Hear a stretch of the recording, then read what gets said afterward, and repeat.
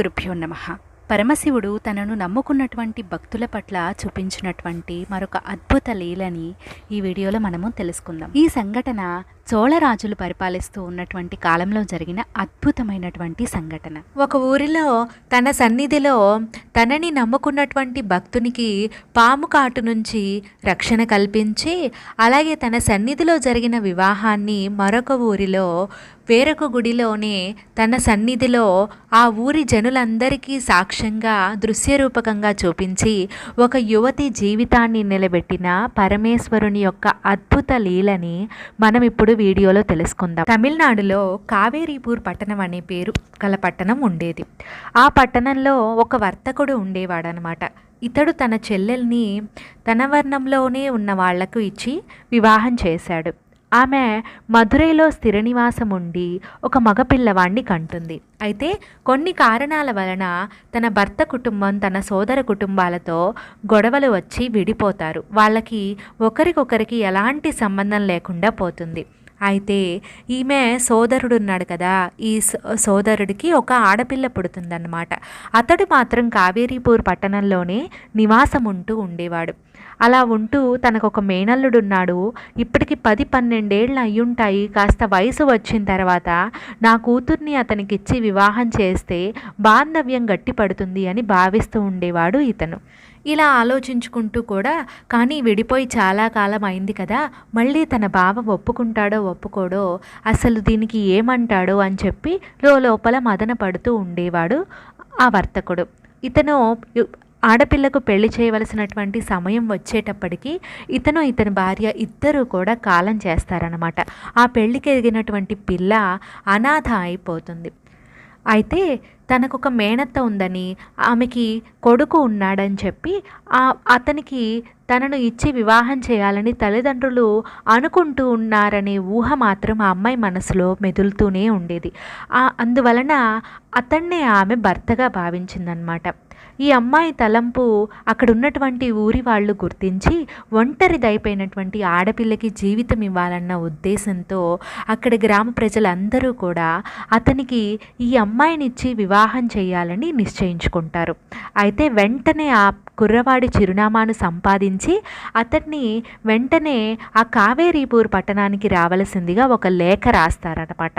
కానీ అతనికి అప్పటికే వివాహం అయిపోయి పిల్లలు కూడా ఉంటారు.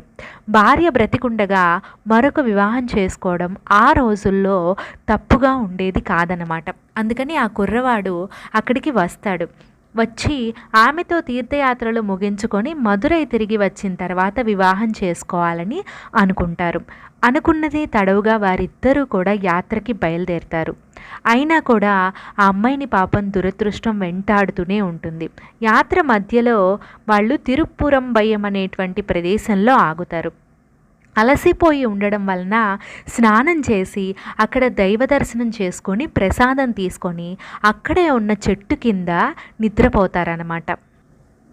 అది నిర్మానుష్యమైన ప్రదేశం అవ్వనివ్వండి, చుట్టూ ఎవరూ లేకపోవడం వలన కావడం చేత కానివ్వండి, రాత్రిపూట అవ్వడం చేత కానివ్వండి, ఏదైనా అక్కడ అతన్ని పాము కరుస్తుందన్నమాట. అలా కరవడం వలన అతడికి రక్తం ధారాపాతంగా కారుతుంది. ఇది అంతా కూడా ఆ పక్కనున్న యువతి మేల్కొని గమనిస్తుందన్నమాట. అతని శరీరం ఏమో నల్లగా అయిపోతుంది. అతనిలో కదలిక ఉండటం లేదు. ఇది పాము కాటు వల్లే జరిగింది అని ఆమెకు అర్థమైపోతుంది. ఆమెని మానసికంగా ఆమె భర్తగా భావించిందే కానీ ఇప్పటికీ ఇంకా వివాహం కాకపోవడం వలన ఆమె అతడును తాకటానికి సాహసించలేదు. నిద్రపోతున్న వాణ్ణి తాకకుండా లేపటానికి ఎన్ని ప్రయత్నాలు చేయాలో అన్ని ప్రయత్నాలు చేస్తుంది. తన ప్రయత్నం అనేది ఆమె శాస్త్ర ప్రకారం చేస్తుందన్నమాట. ఎంత బాధపడుతున్నా, ఎంత భయంలో ఉన్నా ఆమె శాస్త్ర నియమాలను తప్పటానికి మాత్రం సాహసించలేదు. ఇలాంటి వాళ్ళ వల్ల కదా భారత జాతి విలువ అనేది ఇప్పటికీ మనకి నిలబడి ఉంది. ఎంత ప్రయత్నించినప్పటికీ కూడా అతనిలో కదలిక లేకపోయేసరికి కాబోయే భర్త మరణించాడు అని చెప్పి ఆమె విలపించసాగింది. ఇంతలో ఆ ఊరికి జ్ఞాన సంబంధర్ అనేటువంటి ఒక మహాభక్తుడు వస్తాడనమాట. ఇది ఎవరి ద్వారానో ఆ భక్తుడు వింటాడు. విని ఆ చిన్న పిల్లను చూసి ఇతను చెలించిపోతాడనమాట. వెంటనే పరమశివుణ్ణి ప్రార్థించడం మొదలు పెడతాడు.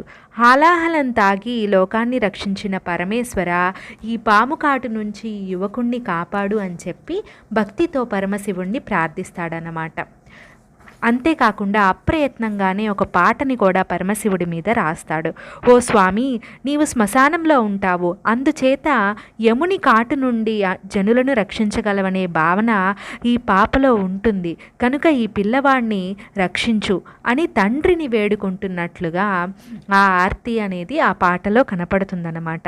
వెంటనే పరమేశ్వరుడు ఆ జ్ఞాన సంబంధ భక్తికి, ఆ పాప యొక్క పవిత్రతకి కరుణించి అతన్ని పాము కాటు నుంచి రక్షించి అతన్ని బతికిస్తాడనమాట.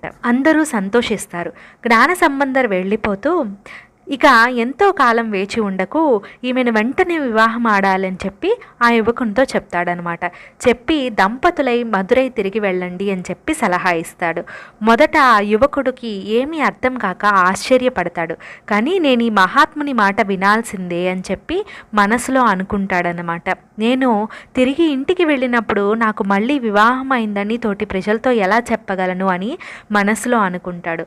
అయినా సరే ఏమాత్రం చలించకుండా ధైర్యంగా, సరే వీరందరికీ సాక్ష్యంగా నేను నీ మెడలో తాళి కడతాను, దీనికి భగవంతుడే సాక్ష్యము అని చెప్పి ఒక్కసారి మనస్ఫూర్తిగా భగవంతుడిని స్మరించుకోవడానికి కళ్ళు మూసుకుంటాడు.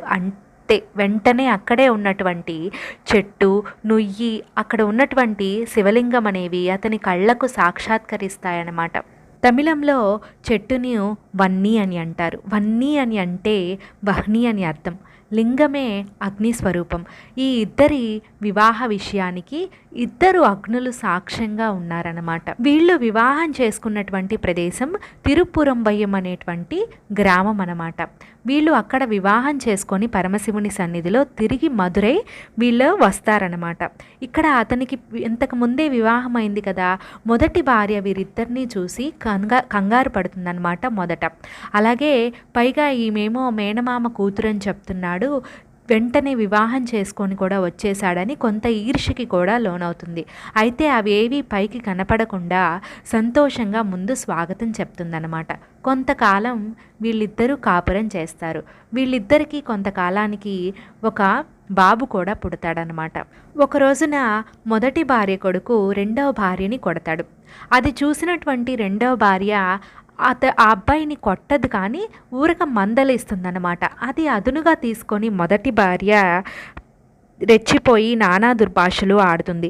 నీవెవరో మాకు తెలీదు, ఏ వర్ణమో తెలీదు, నీవు శాస్త్ర ప్రకారం నా భర్తను వివాహం ఆడలేదు, నా పిల్లవాడిని మందలించడానికి నీకు ఏం హక్కు ఉంది, నా వివాహం పెద్దల సమక్షంలో శాస్త్రబద్ధంగా జరిగింది అంటూ ఏవేవో నానా రకాలైన దుర్భాషలు ఆడుతుందన్నమాట. మొదటి భార్య అలా మాట్లాడేసరికి ఈమె సహించలేక విలపిస్తూ ఆ అవమాన భారంతో మీనాక్షి సుందరేశ్వరుని ఆలయానికి వెళ్ళి అక్కడున్నటువంటి పుష్కరిణిలో స్నానం చేసి స్వామి దగ్గరకు వెళ్ళి స్వామితో తన మొరని చెప్పుకుంటుందన్నమాట.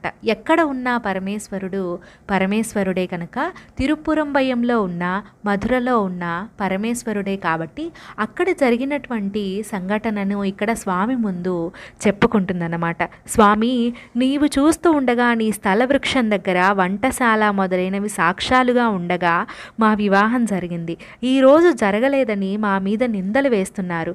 వారి సందేహాలను నీవే నివృత్తి చెయ్యాలి, లేకపోతే నీ సమక్షంలోనే నేను ఉరిపోసుకొని చనిపోతాను అని చెప్పి బాధతో స్వామి పాదాల మీద పడి ప్రార్థిస్తుందన్నమాట. ఇంతలో అక్కడి నుంచి ఆ ఆలయంలో నుంచి ఒక ఆకాశవాణి వినపడుతుందన్నమాట. వెంటనే నీ సవతిని గ్రామ ప్రజలను తీసుకొని నా సన్నిధికి రా అన్న మాట అనేది వినపడుతుందన్నమాట. ఆకాశవాణి ఆజ్ఞానుసారం ఈ యువతి తన సవతిని ఊరి వారందరినీ తీసుకొని మధురై ఆలయానికి వస్తుంది. మధురైలో ఉన్న ఈ స్వామిని సుందరేశ్వరుడని, సోమసుందరుడని, తమిళంలో అయితే చొక్కనాథుడు అని చెప్పి అంటారు. అక్కడ ఉన్నటువంటి స్వామి తిరుపురంబయ్యంలో జరిగినటువంటి సంఘటనలన్నింటినీ కూడా మధురై ఆలయంలో అందరికీ చూపించాడనమాట. మధురైలో ఈశాన్య దిక్కున తిరుపురంబయ్యం లింగము, వన్ని అనేటువంటి చెట్టు, నూయి, వంటశాల మొదలైనవి అన్నీ కూడా ప్రత్యక్షమయ్యాయి. ఒక్క ముహూర్త కాలంలో కనపడి ఇవన్నీ కూడా మాయమైపోయాయి.